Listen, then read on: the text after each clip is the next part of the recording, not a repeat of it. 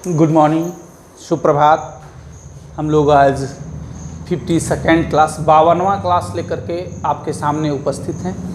ठीक है, last class में हम लोगों ने एक्सरसाइज 4.3 आपको होमवर्क दिया था परसों के क्लास में।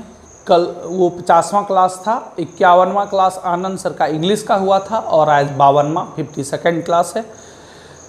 तो सबसे पहले हर रोज़ की तरह हम लोग चर्चा करेंगे। जिन बच्चों ने होमवर्क बना करके भेजा है उनके नाम हैं प्रेरणा 10A, गौसिया प्रवीण, तानिया प्रिया 10A, लाडली 10A, मुस्कान 10A, अमोली 10A, तृप्ति न्यू स्टूडेंट है, सुहाना 10A, मुस्कान 10B, नीतीश 10A, आयुष राज 10C, रिमझिम 10B, कृति 10A, मनीषा 10C, छोटू 10D, आलोक 10A, Shivani 10A, Ankita 10B, Hemant 10B, Ram 10A, गौरवराज 10D, Anjali 10A, खुशी सज्जाद, स्वाति 10A, रौनक 10B, स्वाति 10A, साक्षी 10A और श्रेया रानी 10A।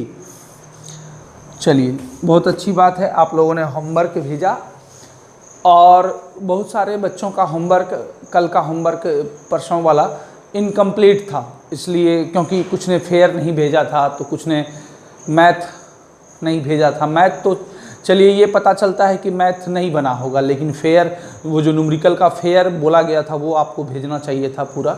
चलिए खैर ठीक है, आप भेज देंगे फिर बाद में। तो हम लोग आज स्टार्ट कर रहे हैं सबसे पहले पूर्ण वर्ग विधि। पूर्ण वर्ग विधि, जैसा कि मैंने कहा था कि थोड़ा समझाना इसमें अधिक पड़ेगा। पूर्ण वर्ग विधि अच्छे से आप लोग ध्यान से देखेंगे, आज का क्लास बहुत ही महत्वपूर्ण है। हम लोग किसी भी द्विघात समीकरण को अभी तक दो विधि से हल करना जानते थे। पहला गुणनखंड विधि, दूसरा सूत्र विधि। आज अंतिम विधि पढ़ने जा रहे हैं पूर्ण वर्ग विधि, है ना। पूर्ण वर्ग विधि, इसको अंग्रेजी में कहते हैं whole square method. Whole square method से हम लोग क्या करेंगे, एक्स का या जो भी चर होगा उसका मान ज्ञात करेंगे। पहले हम लोग एक्स्ट्रा पढ़ लेते हैं, उसके बाद बुक का पढ़ेंगे। मान लीजिए कोई एक सवाल हम लोग अपने मन से पहले लेते हैं कि पूर्ण वर्ग विधि से उसको क्या करना है, हल करना है। चलिए, तो एक सवाल अपने मन से हम लोग यहाँ लेते हैं, इसको क्या करना है, पूर्ण वर्ग विधि से सॉल्व करना है, हल करना है, मतलब होल स्क्वायर मेथड से। एक पहले एक्स्ट्रा ले रहे हैं, इसको आप बना लेंगे, फिर एक बुक का बना लेंगे, फिर आप घर में खुद से बनाएंगे। चलिए, तो सबसे पहले हम क्या करते हैं, समीकरण को ध्यान से देखेंगे आप। 5 से गुना करने पर, अब आपके मन में ये प्रश्न आएगा कि सर आप 5 से क्यों गुना कर रहे हैं। देखिए, यहाँ जो अंक रहेगा, जैसे 2x² रहता तो पूरे समीकरण को 2 से गुना कर देते। यदि 3x² रहता तो पूरे समीकरण को 3 से गुना कर देते, है ना। समझ रहे हैं आप लोग किस अंक से गुना करेंगे, अब क्यों गुना करेंगे इस पर भी हम चर्चा करेंगे अभी। तो पूरे समीकरण को गुना जब भी होगा तो पूरे समीकरण को गुना होगा, केवल LHS नहीं। जब भी गुना होगा तो LHS भी और RHS भी, है ना।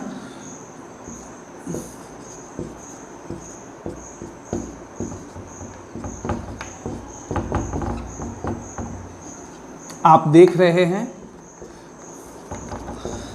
हैं कि जब भी गुना होगा किसी भी समीकरण में तो दोनों तरफ गुना होगा, है ना। हम किसी भी समीकरण में किसी भी अंक से गुना कर सकते हैं, कोई भी अंक जोड़ सकते हैं, कोई भी अंक घटा सकते हैं, कोई भी अंक भाग दे सकते हैं किसी भी अंक से, लेकिन शर्त क्या रहता है कि दोनों तरफ करना होगा, LHS में भी RHS में भी, तो कोई दिक्कत नहीं है। मान लीजिए 5 से इधर गुना हुआ, 5 से, फिर 5 तो कट ही सकता है, तो फिर यही बचेगा जो हमारा समीकरण है। इसीलिए समान अंक से गुना करने में कोई प्रॉब्लम नहीं है।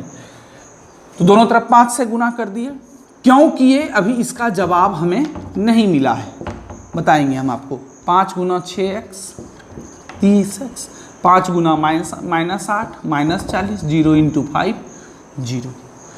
अब देखिए, ये जो 25x² हो गया, ये किसी टर्म का होल स्क्वायर है।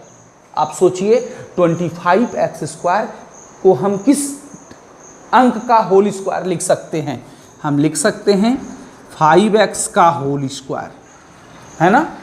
इसीलिए इसको 5 से ही गुना किए, यही कारण था। मान लीजिए यहाँ रहता 3x स्क्वायर, हम इसको 3 से ही गुना कर देते तो कितना हो जाता, 3 × 3 9x स्क्वायर हो जाता, और उसको हम क्या लिख सकते, 3x का होल स्क्वायर, है ना। जैसे और कोई दूसरा भी टर्म ले लेते हैं, मान लीजिए 7x स्क्वायर, हम इसको 7 से ही गुना किए तो 49x स्क्वायर हो गया। तब हम इसको लिख सकते हैं 7x का होल स्क्वायर। मतलब होल स्क्वायर में बदलने के लिए हम क्या किए, उसी अंक से पूरा समीकरण को गुना किए। इधर तो 0 से गुना होगा तो ये तो 0 हो जाएगा, है ना। चलिए, तो क्यों गुना किए थे आप समझ गए होंगे। होल स्क्वायर में बदलने के लिए, होल स्क्वायर मतलब पूर्ण वर्ग विधि पढ़ रहे हैं, जिसका अंग्रेजी ही होता है होल स्क्वायर। तो 25x स्क्वायर को हम 5x का होल स्क्वायर लिख सकते हैं।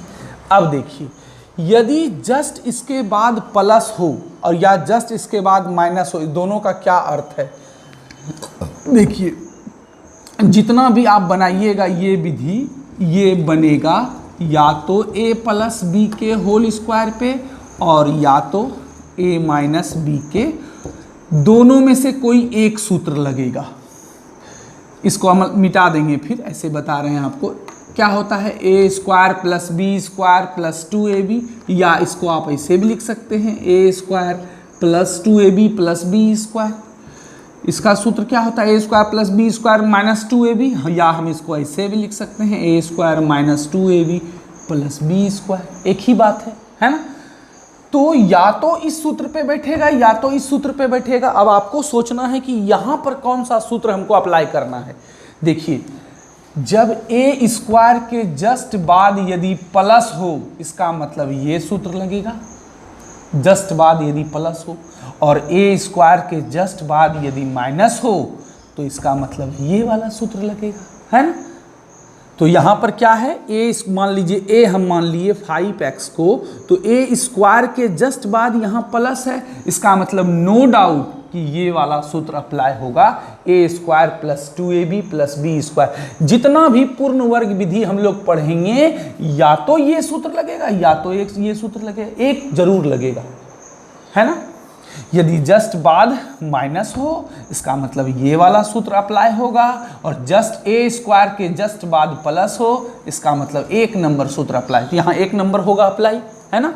चलिए, तो अब इसको बिठाते हैं हम लोग। a² तो हो गया, a का मान है 5x + 2ab, 2ab। अब देखिए, 2a का मान कितना है, 5x, 2 के जगह 2 दे दिए। अब उस पर बैठाना है हमको, उस सूत्र पे। उसको आप ध्यान से देखिए और इधर देखिए, दोनों कंपैरिजन कीजिए। a² आ गया + 2a का मान कितना है, 5x × b। अब सोचिए आप कि यहाँ b के जगह पर हम क्या दे दें जो 30x आ जाएगा। हमको 30x भी पुरना चाहिए और 2ab वो वाला सूत्र पर भी बैठना चाहिए, दोनों काम होना चाहिए एक साथ। ध्यान से समझिएगा, इसी जगह समझना है आपको। तो यहाँ पर 2 × 5x आ चुका है ना, और हमको लाना है 30x, तो 2 × 5 = 10x। ये कितना हो गया, 2 × 5 = 10x। देखिए, तो b का मान क्या होगा, यहाँ पर मान लीजिए खाली डब्बा है, खाली डिब्बा है, हमको क्या करना है, वहाँ पर कोई अंक भरना है ना। देखते हैं इसको। चलिए, तो यहाँ हम लोग अब आगे यहाँ से बढ़ते हैं। थोड़ा सा यहाँ पर आप लोगों को सोचना होगा कि b का मान क्या दे दें जो इतना हो जाए, 30x हो जाए, और मेरा + 2ab भी हो जाए, दोनों काम हो जाए एक साथ, है ना। तो दोनों चीज़ सोचना होगा आपको। तो इसका सबसे अच्छा तरीका मैं आपको बताता हूँ कि जितना लाना है, 30x लाना है, उसको ऊपर रखिए, और जो अभी तक है उसको नीचे रख के भाग दे दीजिए। 2 × 5x कितना हो गया, 10x, x खत्म, 10 × 3 = 30, मतलब b = 3। जो कट के आएगा वही हो जाएगा b का मान, b का मान क्या आया, कट छट के 3 आया। इसका मतलब ये सबसे आसान तरीका है कि b कैसे पता करेंगे, b बराबर कितना है। तो जितना पुराना है, मतलब जितना लाना है उसको ऊपर रखे, जैसे हम लोग भाग में करते थे जब 2.3 पढ़े थे, तो उसको ऊपर रखेंगे। और जो अभी तक मेरे पास आ चुका है b को छोड़ करके, कितना था 2 गुना 5 मतलब 10x, उसको नीचे रखेंगे। कट के आया 3, जो कट के आया b बराबर उतना ही होगा, है ना। चलिए अब देखिए 2 टर्म आ गया मेरे पास। यहीं पर थोड़ा बच्चे गलती कर देते हैं कि b कैसे आया सकती। तो आपको ये सोचना है कि b का मान क्या दे दें जो 30x हो जाएगा, सूत्र पे भी बैठ जाएगा। सूत्र क्या था, मैंने मिटा दिया, चलिए फिर से लिख लेते हैं। a प्लस बी का whole square, a square plus 2ab plus b square. a square आ गया प्लस 2ab भी आ गया। अब क्या लाना है, प्लस b स्क्वायर लाना है, प्लस। तो चलिए ऐसा करते हैं, b कितना है 3, b के जगह कितना है 3 का स्क्वायर एक बार जोड़ देते हैं और 3 का स्क्वायर एक बार घटा देते हैं। और यहाँ पर कितना है -40 बराबर 0। यही लाइन आपको समझना है। आप कहेंगे सर ये कैसे, क्या किया। देखिए कोई भी समीकरण है, जैसे मान लीजिए x स्क्वायर प्लस 5x बराबर 0, हम यदि ऐसा कर दिए x स्क्वायर प्लस 5x, एक बार 5 का स्क्वायर जोड़ दिए और एक बार 5 का स्क्वायर घटा दिए और फिर बराबर 0 लिख दिए, कोई फर्क पड़ेगा? बिल्कुल नहीं पड़ेगा। जितना जोड़े उतना घटा दिए, ये तो कट ही जाएगा, तो फिर वही बचेगा जो पहले था, x स्क्वायर प्लस 5x बराबर 0। तो हम यदि किसी भी समीकरण में जितना चाहें जोड़ सकते हैं, लेकिन उतना ही घटाना भी पड़ेगा। तो 3 इसका स्क्वायर जोड़ दिए, क्यों जोड़ दिए, ताकि ये सूत्र पे बैठ जाए। क्यों जोड़ दिए, ताकि ये सूत्र पे बैठ जाए। अब देखिए ये आपका सूत्र पे बैठ गया, है ना। ये आपका क्या हो गया, सूत्र पे बैठ गया। यहाँ से लेके यहाँ तक ए स्क्वायर, देखिए अंडरलाइन कर देते हैं, आपको नहीं करना है। A square plus 2ab plus B square, ये सूत्र क्या होता है, a प्लस बी का मान कितना है 3 का होल स्क्वायर, है ना। यहाँ से यहाँ तक ये सूत्र पे बैठाने के लिए ही हम लोग क्या किए थे, एक बार 3 का स्क्वायर जोड़ दिए थे और एक बार 3 का स्क्वायर घटा दिए थे। यदि यहाँ b के जगह 5 आता तो क्या करते, 5 का स्क्वायर जोड़ देते और 5 का स्क्वायर घटा देते, है ना। मतलब b के जगह पर जो भी आएगा टर्म, उतना का स्क्वायर एक बार जोड़ देना है, फिर उतना का स्क्वायर एक बार घटा देना है। और ऊपर में बच गया था क्या -40, उसको उतार दिए, बस यही चीज़ करना है। ताकि ऐसा करने से क्या होगा, यहाँ से लेके यहाँ तक ये सूत्र पे बैठ जाएगा। यहाँ से A square plus 2ab plus B square, a plus B का होल स्क्वायर। अब अलग से क्या क्या बच गया, -3 का स्क्वायर 9 और -40 इक्वल टू 0, है ना।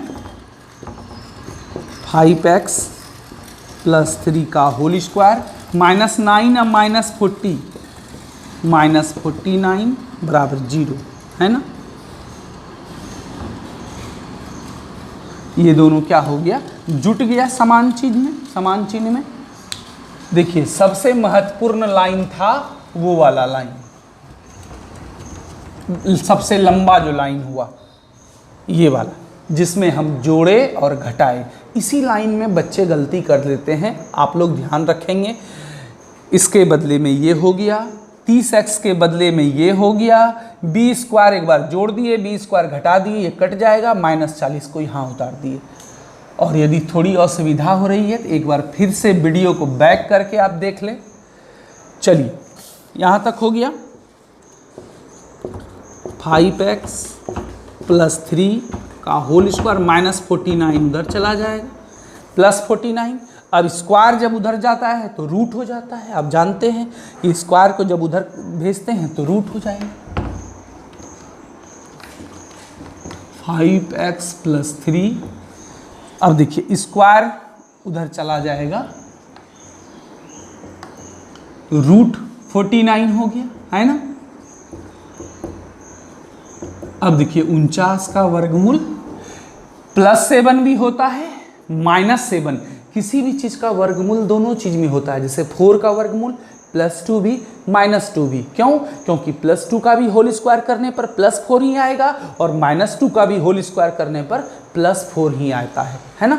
उसी तरह 49 का वर्गमूल +7 भी होता है और -7 भी होता है। एक बार हम लोग क्या करेंगे, +7 लेकर के x का मान निकालेंगे और एक बार -7 लेकर के x का मान निकालेंगे, है ना।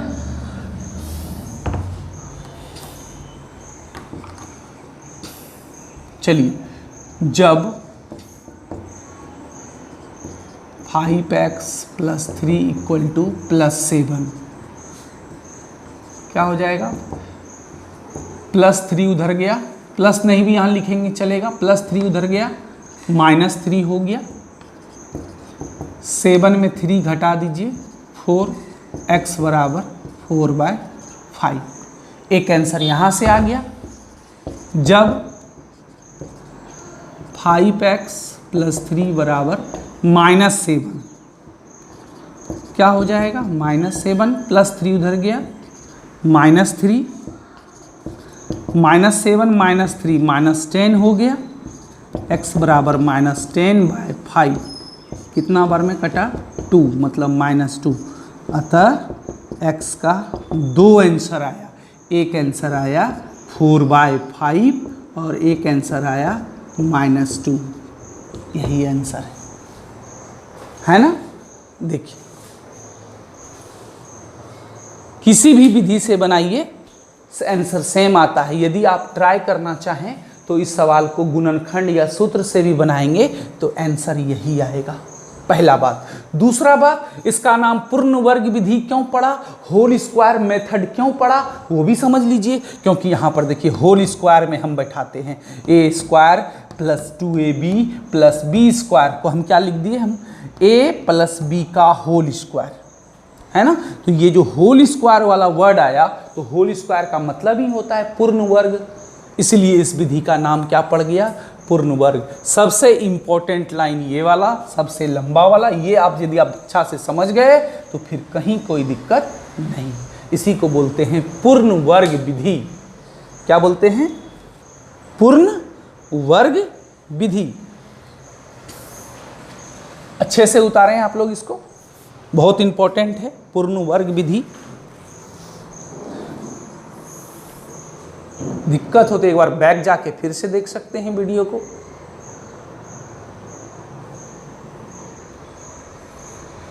चलिए अब हम लोग एक एक्सरसाइज का भी सवाल देख लेते हैं। 1 नंबर में 4 सवाल है और चारों को पूर्ण वर्ग विधि से बनाना है। हम 3 नंबर पर विचार कर रहे हैं, बाकी आप खुद से प्रयास करेंगे और कर लेंगे, बन जाएगा, मुझे ये विश्वास है। देखिए क्या रहा है, यदि निम्नलिखित द्विघात समीकरण के मूलों का अस्तित्व हो तो इन्हें पूर्ण वर्ग बनाने की विधि द्वारा ज्ञात कीजिए। देखिए इसका मतलब इसमें एक पूछ जोड़ दिया गया है, केवल पूर्ण वर्ग विधि नहीं है, उसके पहले एक वर्ड क्या है, अस्तित्व। इस द्विघात समीकरण के मूलों का अस्तित्व हो तो, ये अस्तित्व क्या होता है, इसका मतलब है पहले हमको चेक करना होगा कि मूलों का अस्तित्व है या नहीं। कैसे चेक करते हैं, देखिए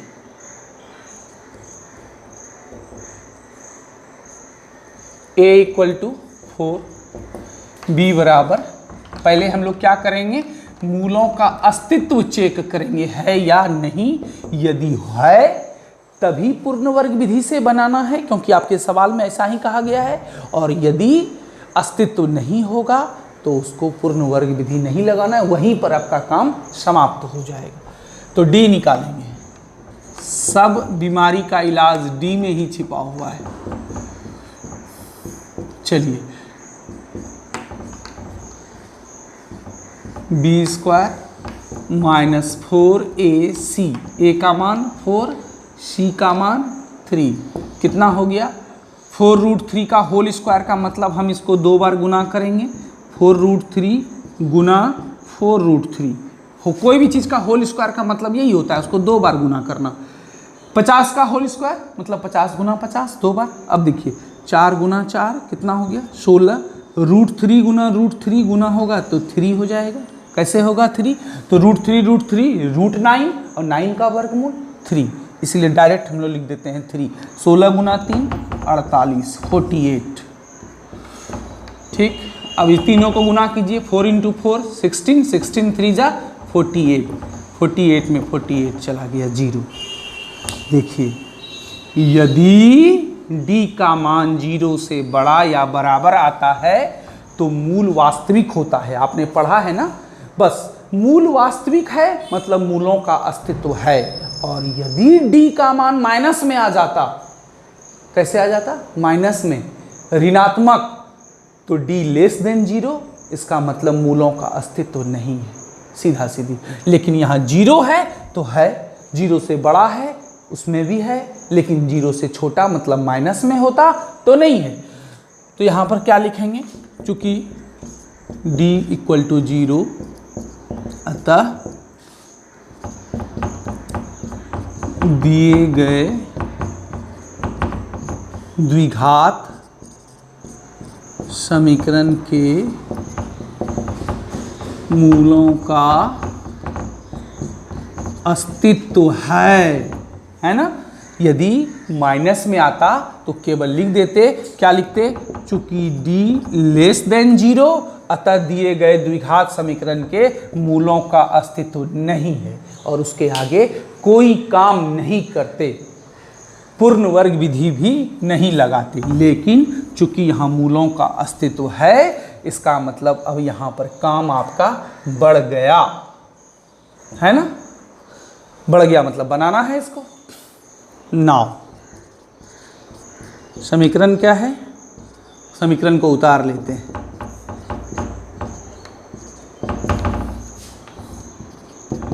देखिए यहाँ 4x² है। बात समझिए, हम गुना क्यों करते हैं? मान लीजिए यहाँ 3 रहता तो 3 से गुना करते थे, 3 × 3 9x² हो जाता था, फिर उसको हम 3x का होल स्क्वायर लिखते थे। यहाँ पर ये जो 4x² है, समझिएगा, यहाँ गुना करने की भी ज़रूरत नहीं है, हम इसको डायरेक्ट लिख सकते हैं 2x का होल स्क्वायर। तो क्यों गुना करेंगे? यहाँ तो हम डायरेक्ट लिख सकते हैं होल स्क्वायर। यदि रहता 9x² तो हम क्यों गुना करेंगे? डायरेक्ट हम लिख देंगे 3x का होल स्क्वायर। हाँ, गुना कब करेंगे? जब हम इसको होल स्क्वायर में नहीं, जैसे यहाँ रहता 3x², तब हम इसको क्या करते? 3 से गुना करते, होता 9x², उसके बाद हम लिखते 3x का होल स्क्वायर। तो आप समझ गए होंगे कि गुना हम क्यों करते हैं। और जब यहाँ पहले से 4x² है ही तो गुना करने की भी ज़रूरत नहीं है, डायरेक्ट आप लोग लिख दें 2x का होल स्क्वायर। होल स्क्वायर से मतलब है इसी तरह आना चाहिए। अब देखिए जस्ट इसके बाद प्लस है। याद कीजिए, अभी बहुत देर तक चर्चा चली थी उस पर। a + b का होल स्क्वायर क्या होता है? a² + 2ab + b²। यदि जस्ट इसके बाद प्लस हो, इसका मतलब इस पे बैठेगा, प्लस वाले पे। और जस्ट उसके बाद a² के जस्ट बाद यदि माइनस हो तो माइनस वाले पे बैठता है ना, a - b का होल स्क्वायर पे। तो चलिए बैठा देते हैं उसी पर। a² तो हो गया, 2x का होल स्क्वायर है ना। अब हमको क्या लाना है? 2ab। क्या लाना है? तो 2a तो पता चल चुका है, 2x। अब b लाना है। देखिए b लाने का तरीका समझिएगा, यही सबसे महत्वपूर्ण लाइन। ये खाली डब्बा है, मान लीजिए, इसमें क्या भर दें जो मेरा 4√3x आ जाए और ये सूत्र पे भी बैठ जाए। 2 काम होना चाहिए एक साथ में, है ना। एक पंथ 2 काज, कहते हैं ना, किलिंग 2 बर्ड्स विथ 1 स्टोन। तो यहाँ पर भी उसी तरह से एक बार में 2 फायदा आपको मिलना चाहिए। पहला तो 2ab सूत्र पे भी बैठ जाना चाहिए, और दूसरा इतना भी पुर जाना चाहिए। इसका सबसे अच्छा सिंपल तरीका अभी मैंने बताया कि जितना लाना है उसको ऊपर 4√3x लाना है, और अभी तक जो मेरे पास आ चुका है वो नीचे क्या आ चुका है, 2 गुना 2 4x है ना, 4 4 खत्म, x x खत्म, बच गया √3। इसका मतलब b बराबर कितना होगा, √3। चलिए b पता चल गया है ना। अब देखिए दोनों काम हो गया, ये सूत्र पे भी बैठ गया, प्लस 2ab, 2a के जगह 2x है, b के जगह √3 सूत्र पे भी बैठ गया, और इन तीनों को गुना करने पर इतना भी आ जाएगा, है ना। दोनों काम एक बार में हो गया। अब देखिए प्लस हम लोग क्या करेंगे, हमने क्या बताया है, जो b आया उतना का स्क्वायर पहले जोड़ दीजिए फिर घटा दीजिए। सब में जो भी b आएगा, b √3 आया है तो √3 का स्क्वायर जोड़ दिए और फिर √3 का स्क्वायर घटा दिए। ये दोनों का कोई वजूद नहीं रह जाएगा, हम इसको कटा सकते हैं लेकिन कटाएंगे नहीं। अलग से कितना है यहाँ पर, +3 कितना है, जो भी है उसको उतार दिए। पिछले सवाल में था -40 तो -40 उतार दिए थे, यहाँ पर क्या है लास्ट में +3 है, +3 उतार दिए। और ये दोनों कहाँ से लिखे, अपने मन से लिखे, है ना। समझिए जो भी b आया, b कितना आया √3, उतना का स्क्वायर एक बार जोड़ दिए और उतना का स्क्वायर एक बार घटा दिए। ये दोनों कट जाएगा, फिर से यही बचेगा जो अभी हमारे पास था पहले से। अब लेकिन हम कटाएंगे नहीं। अब देखिए यहाँ से ले करके यहाँ तक सूत्र पे बैठ गया, है ना। a² + 2ab + b², सूत्र पे बैठाने के लिए ही तो इतना मेहनत किए थे, है ना। क्या हो जाता है सूत्र, a + b का होल स्क्वायर। b कितना है √3, a की जगह 2x, b की जगह √3, इसका क्या हो गया होल स्क्वायर। यहाँ से यहाँ तक तो हो गया, इसके बदले में ये लिख दिए। अलग से क्या बचा हुआ है, माइनस √3 का स्क्वायर क्या हो जाएगा 3, और प्लस कितना है 3 × 0। यहाँ से लेकर, अंडरलाइन आप नहीं करेंगे, यहाँ से लेके यहाँ तक के बदले में ये हो गया। अलग से जो बचा ये दोनों, इन दोनों को उतार दिए। -3 + 3 तो कटता है, तो कटा दिए हम लोग, है ना। -3 नहीं कटता तो जो होता जुड़ता तो जोड़ देते, घटता तो घटा देते, कट गया तो कटा दिए, है ना। मैथ में तो जो हो वो कर देना है, थोड़ा समझने वाला है। और देखिए ये जो मैं आपको बता रहा हूँ ये सबसे बेस्ट मेथड है और सबसे इजी मेथड है। ऐसे ये सवाल कई विधि से बनता है, लेकिन मैं आपको निर्देश देता हूँ कि आप जो है प्रयास करें, मैं जिस विधि से बता रहा हूँ इसी विधि से बनाने का प्रयास करें। ये सबसे बेस्ट तरीका है। थोड़ा समय यदि लगता है, हो सकता है 1-2 बार आपको फिर से देखना पड़े, इस वीडियो को देख लें, लेकिन बनाएं इसी तरह से। चलिए 2x + √3, अब दिखा होल स्क्वायर बराबर 0।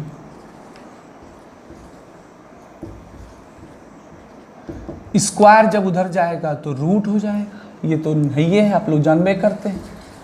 2x + √3, 0 का वर्गमूल 0, 0 में का वर्गमूल क्या होगा 0 ही होगा बस। अब देखिए इसमें तो प्लस माइनस भी लिखने की आवश्यकता नहीं है, एक ही आंसर आएगा इसका। उसी को आप चाहें तो 2 बार लिख सकते हैं। देखिए ऐसे भी जब d बराबर 0 आता है, आप पढ़े हैं कि जब d 0 आता है तो क्या होता है, दोनों मूल समान होता है, इसलिए दोनों मूल समान आएगा, सेम आएगा। इसके पहले वाले सवाल में अलग अलग आया था क्योंकि वहाँ d 0 नहीं था, है ना। इसमें एक ही आंसर आया, अतः आप क्या करेंगे, इसी आंसर को चाहें तो 2 बार लिख दें। दोनों मूल समान है, 2 बार क्यों लिख दिए, क्योंकि d बराबर 0 है तो दोनों मूल समान है। जो यह है अल्फा है वही बीटा भी होगा, है ना। यदि यहाँ पर होता मान लीजिए 4, तो 4 का वर्गमूल क्या होता +2 -2, तब 2 आंसर आता। एक बार +2 लेकर के हम लोग बनाते जैसा पिछले सवाल में किए थे, एक बार -2 लेकर के बनाते, लेकिन वैसा नहीं आया, 0 था इसलिए एक ही आंसर आया, उसको 2 बार लिख दिए। यही है पूर्ण वर्ग विधि, है ना। यदि ये अस्तित्व नहीं पूछा जाता तो डायरेक्ट हम लोग यहाँ से स्टार्ट करते। मान लीजिए आपके बोर्ड एग्जाम में ऐसा सवाल आया, केवल पूर्ण वर्ग विधि से हल करें, तब तो ये अस्तित्व वाला पार्ट हटा देंगे, डायरेक्ट यहाँ से शुरू करेंगे। और यदि ये कहा जाए कि पहले बताएं कि अस्तित्व है या नहीं, और अस्तित्व है तब पूर्ण वर्ग विधि से ज्ञात करें, तब आप ये पूरी कहानी करेंगे, है ना। अब आपको ये चारों सवाल जो 1 नंबर में है इसको बनाना है, अच्छे से बनाना है। फिर से दोहरा दूं मैं, जब d माइनस में आएगा तो यहाँ केवल लिख देंगे, चूंकि d लेस देन 0 अतः दिए गए द्विघात समीकरण के मूलों का अस्तित्व नहीं है, तब इसके आगे का काम भी उसमें नहीं करना है। आगे का काम तभी करना है जब d का मान 0 से बराबर या 0 से बड़ा हो, है ना। उतार लें इसको अच्छे से।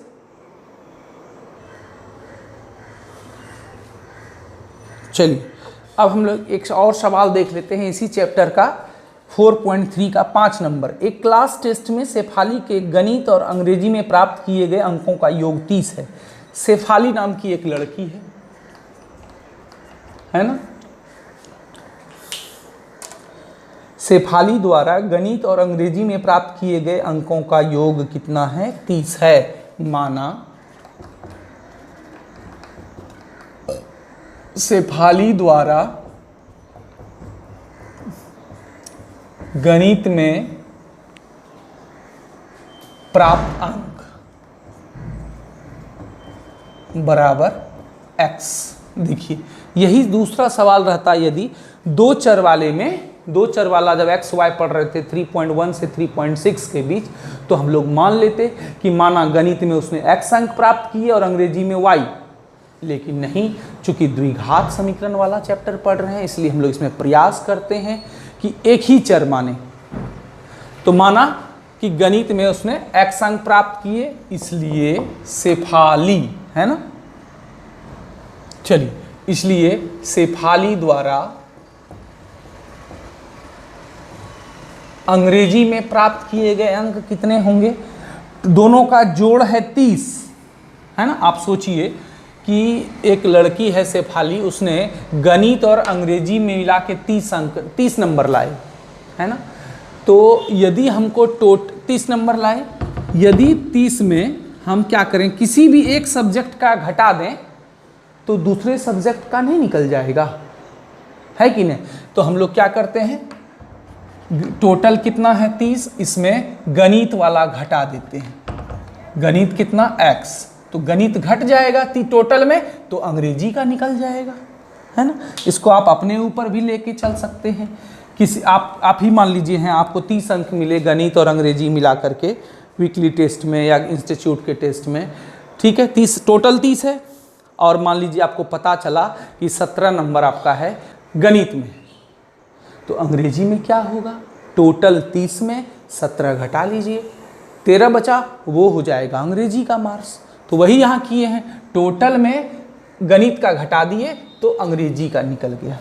चलिए अब आ जाइए प्रश्न C। प्रश्न में क्या कहता है कि यदि उसको गणित में 2 अंक अधिक और अंग्रेजी में 3 अंक कम मिले होते तो उनके अंकों का गुणनफल 210 होता। कल्पना किया जा रहा है कि यदि ऐसा होता तो ऐसा होता, है ना। तो क्या कल्पना किया जा रहा है कि यदि उसको गणित में 2 अंक अधिक, अच्छा अभी कितना है x, तो 2 अंक अधिक का मतलब x + 2 इतना आता यदि, एवं अंग्रेजी में 3 अंक कम मिले होते, अभी कितना है इतना, और इससे कितना कम है 3 कम, कम का मतलब माइनस और अधिक का मतलब प्लस। कह रहा है कि यदि उसको गणित में 2 अंक अधिक मिलता, तो 2 अधिक मतलब 2 जोड़ दिए, और अंग्रेजी में 3 अंक कम मिलता, तो जितना मिला है उसमें 3 घटा दिए, है ना। तो दोनों का गुणनफल, दोनों के अंकों का गुणनफल कितना हो जाता, 210। तो उसके द्वारा दोनों विषय में प्राप्त किए गए। यही कहा जा रहा है कि यदि ऐसा होता, गणित में इतना मार्क्स होता और अंग्रेजी में इतना मार्क्स होता, तो दोनों का गुना बीच में गुना दिए हैं, कितना हो जाता है 210 बराबर 210, है ना। अब इसको एक द्विघात समीकरण बना देंगे। 30 में 3 चला गया, 27 माइनस एक्स बराबर कितना 210। एक्स को 27 से गुना कीजिए, 27x, x into minus x square.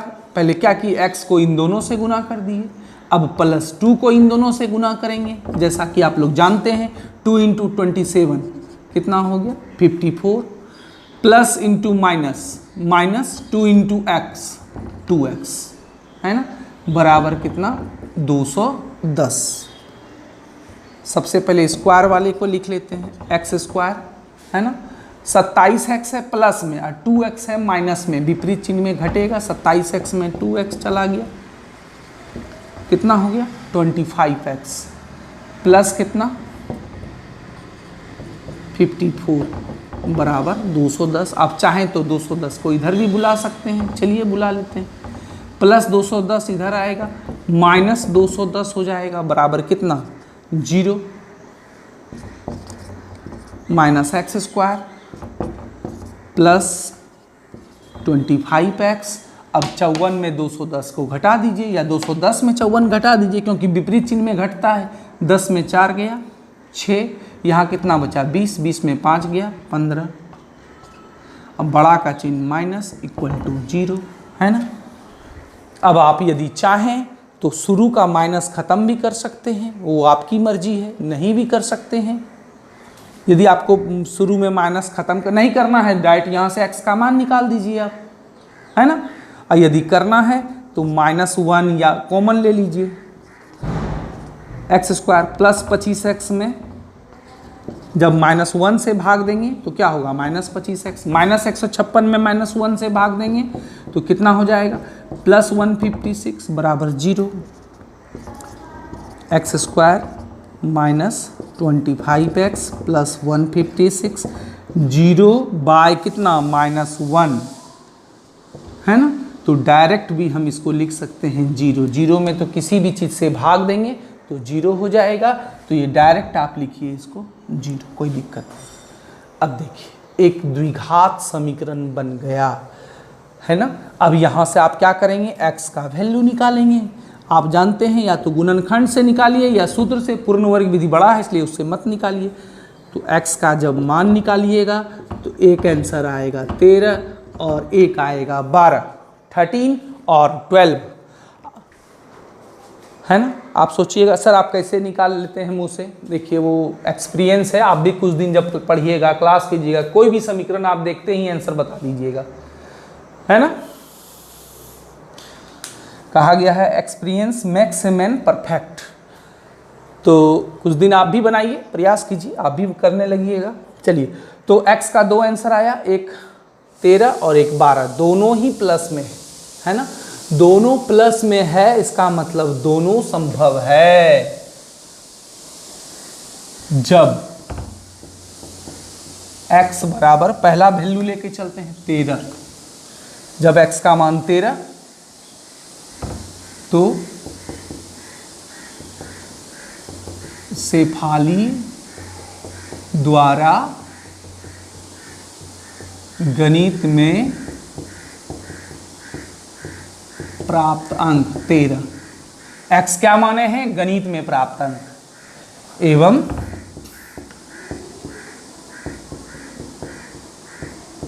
अंग्रेजी में प्राप्त अंक अब निकालिए। कितना है अंग्रेजी में प्राप्त अंक 30 माइनस एक्स मतलब 30 माइनस 13 मतलब 17, है ना। क्या हुआ, जब x बराबर 13 लेके चले, अंडरलाइन आपको नहीं करना है। चलिए, अब जब x बराबर 12, है ना, तो जब x का मान 12 लेके चलते हैं तब देखते हैं क्या होता है।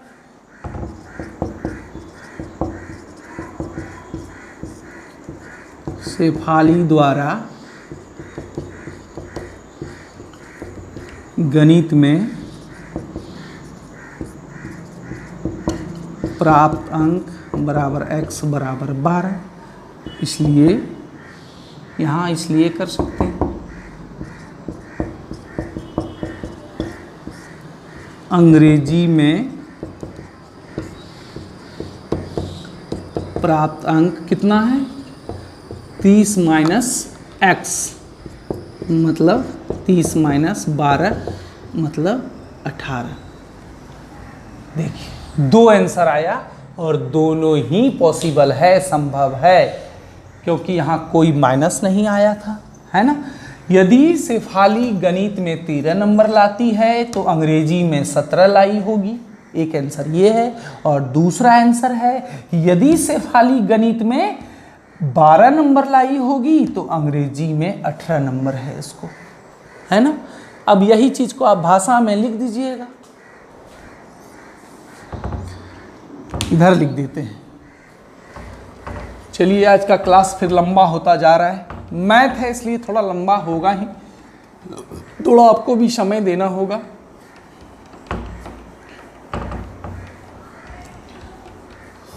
समझाना आज पूर्ण वर्ग विधि थोड़ा सा बड़ा विधि था, उसको अच्छे से आप 1-2 बार देखेंगे।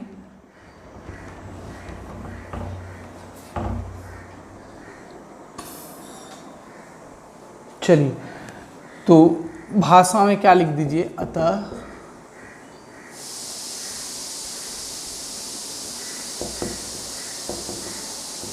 शेफाली द्वारा गणित में प्राप्त अंक कितना कितना था? गणित में या तो वो 13 लाई है और या तो 12 लाई है, 13 या 12। एवं शेफाली द्वारा अंग्रेजी में प्राप्त अंक, अंग्रेजी में पहले कंडीशन में कितना नंबर आया? 17 और दूसरे में 18, 17 या 18। मतलब ये हुआ कि यदि गणित में 13 लाई होगी तो अंग्रेजी में 17 लाई होगी, और यदि गणित में 12 लाई होगी तो अंग्रेजी में 18 लाई होगी। दोनों ही आंसर सही है। ये हुआ फाइनल। चलिए तो 5 नंबर तक हो गए, है ना। अब आपको मैं कुछ अपने मन से भी कुछ सवाल दे रहा हूं केवल पूर्ण वर्ग विधि के लिए, और प्लस एक्सरसाइज 4.3। ये 2 होमवर्क होंगे आपके लिए आज के लिए।